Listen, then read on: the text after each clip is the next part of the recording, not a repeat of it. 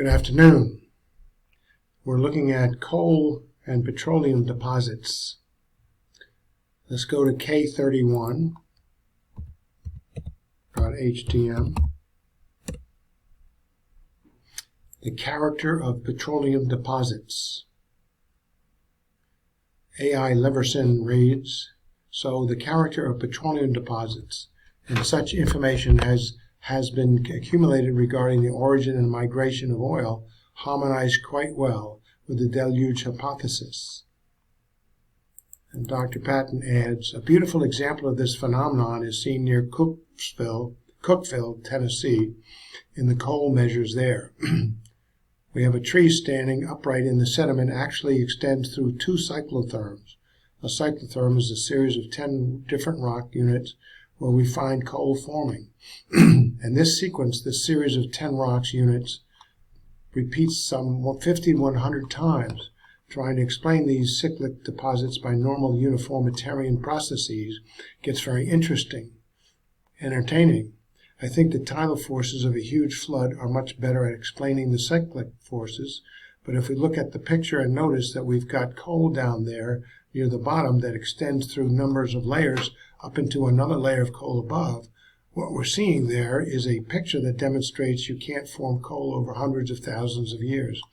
It has to be basically a catastrophic event that deposits this sediment and covers it and forms it into rock rapidly, or you don't get this kind of picture with the tree standing upright, well preserved from it top to bottom. Actually, experiments with the formation of coal show that contrary to what we read and hear continually, it does not take a long period of time to form. Consider the quotation from Chemtech of several years ago giving the results of an experiment where a fellow for years and years to form coal in the laboratory and couldn't get it to happen. He says the reason is that he assumed it took a long time, but rather accidentally he found out that he could do it if he did it repeatedly. He says, a rather startling and serendipitous discovery resulted. These observations suggest that in their formation, high-rank coals were probably subjected to high temperature at some stage in their history. A possible mechanism for formation of these high-rank coals could have been a short-time rapid heating event. 6 hours? George Hill says, by short time he relates to, in the article he's talking about 6 hours. With temperature and pressure, you can get coal formed from wood in just a few hours, and it doesn't happen slowly. Of course, you study the strata, the environment in which coal is formed, and you would learn that from the trees and from minute details in beautifully preserved fossils, the same kind of picture is seen when we experiment with the formation of oil. Notice the quotation from the Sentinel Star down in Orlando, Florida, back in 1982. We're doing this at Texas A&M, by the way, but this was reporting from an experiment in London where we are told British scientists claim to have invented a way to turn household garbage into oil suitable for home heating and power plant use. And we are told here in 10 minutes what it has taken nature 150 million years to do, said Noel McAuliffe of Manchester University's Institute of Science and Technology. The article goes on to say that the oil is comparable in quality to Middle Eastern crude. 10 minutes, but it took nature 150 million years. Of course, nobody sat around and watched it happen. And when we look at the environment in which we we find beautifully preserved large fossils that demand a rapid burial.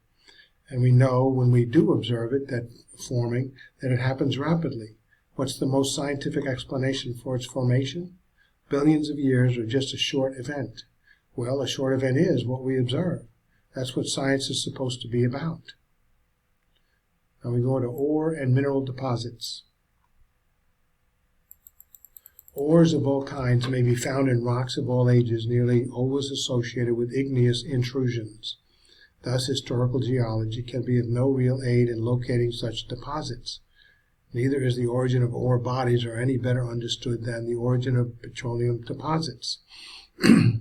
The formation of ore deposits is seemingly a phenomenon that occurred in the past, independently of the particular geological stratum and by means of agencies, which most likely were catastrophic in character, associated with volcanism. Mineralization is not a rare phenomenon nor a vagary of nature, as is sometimes assumed, but is instead a common geological process, almost invariably accompanying volcanic activity as a final phase thereof, while it is probably an attendant feature of most igneous intrusions within the uppermost 4 miles of the Earth's crust.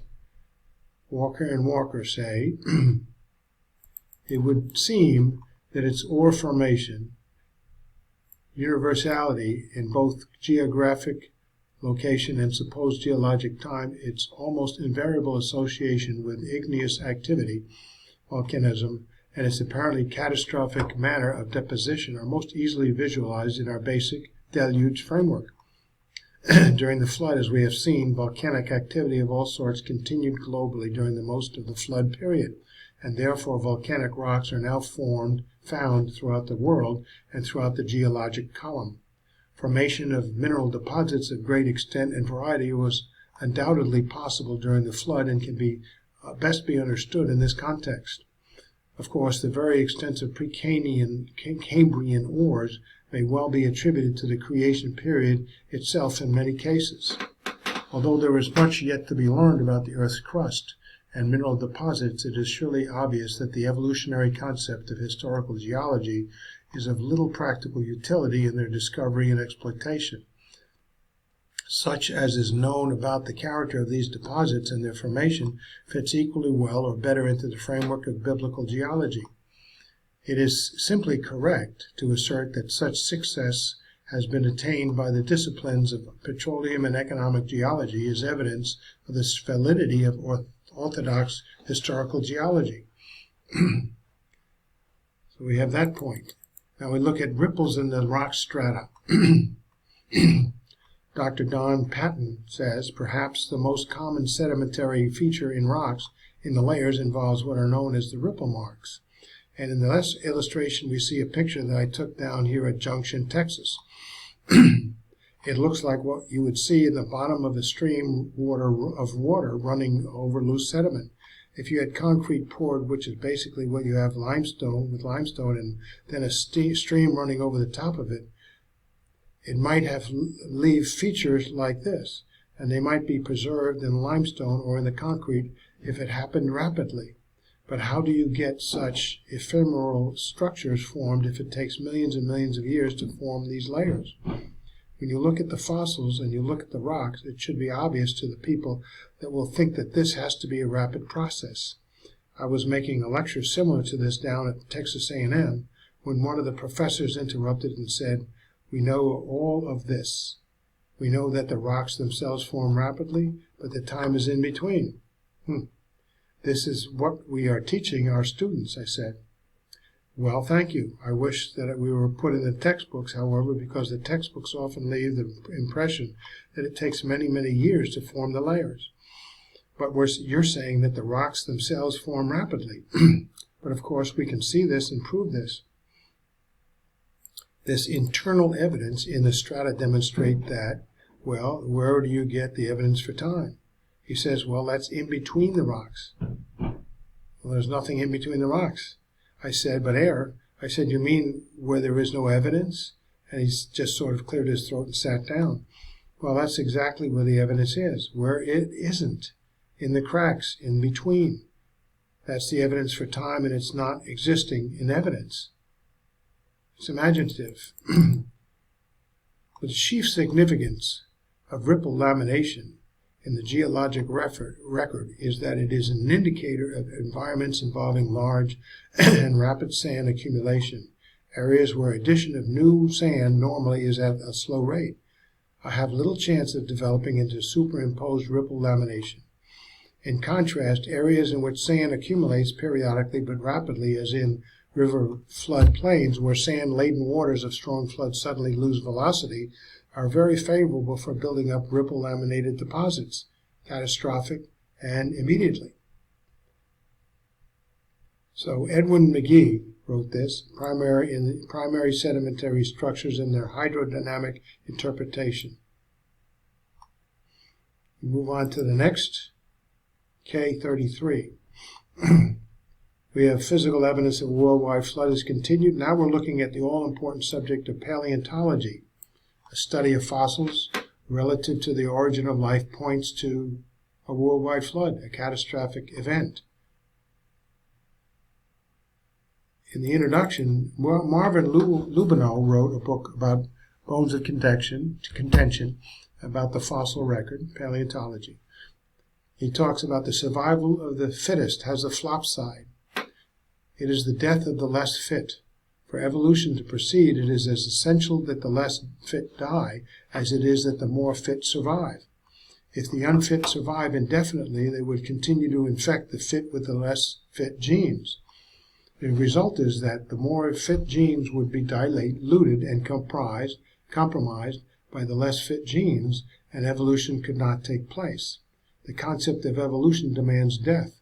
Death is thus as natural to evolution as it is foreign to biblical creation. The Bible teaches that death is a foreigner, a condition superimposed upon humans and nature after creation. Death is an enemy. Christ has conquered it, and he will eventually destroy it. Their respective attitudes towards death reveal how many light years separate the concept of evolution from biblical creationism. It is possible to determine whether the concept of human evolution is a scientific theory or a philosophy. If it is a scientific theory, it must be capable of being falsified. Since human evolution is alleged to be a historic process, the evidence for it, or the falsification of it, must come from the fossil record. For instance, if Homo erectus people persisted long after they should have died out or changed into Homo sapiens, the concept of human evolution would be falsified. If one could show that fossils indistinguishable from modern humans existed long before they were supposed to exist, according to the process of evolution, this also would falsify the concept. If human evolution is truly a scientific theory, the fossil record shows that it has been falsified. The fact that the evidence is ignored or disguised indicates that the concept of human evolution is a philosophy that is perpetuated in spite of and independent of the facts of the human fossil record. It's just not there. It may, of course, be granted that the principle of stratigraphic correlation, in other words, the geological timetable based on a presupposed idea of when living things once lived and then dated the rock formations that the fossils of those once alive living things are contained in according to those presuppositions. So how old are the rocks? As old as the fossils. How old are the fossils? They're as old as the rock. There's no evidence. It may be, of course, be granted that the principle of stratigraphic correlation by means of fossils in terms of the accepted presupposed sequence is supported by much evidence. Any theory that could have obtained almost universal acceptance by geologists is obviously not founded solely on wishful thinking. On the other hand, it is possible that some other theory may explain the same evidence more effectively. This process has often been true in the history of science. Whenever a new generalization has been developed to incorporate within its framework not only the facts supporting the previous theory, but also those facts contradicting the previous theory.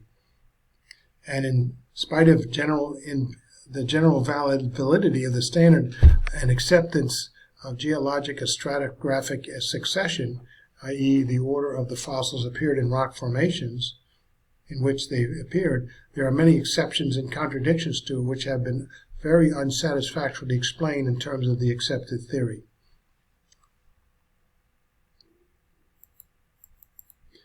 One prominent geologist says, because of the sterility of its concepts, historical geology, which includes paleontology and stratigraphy, has been static and unreproductive. Current methods of delimiting intervals of time, which are the fundamental units of historical geology and of establishing chronology, are of dubious validity. And these methods used at the time of this quotation in 1948 are still used today and taught in our classrooms.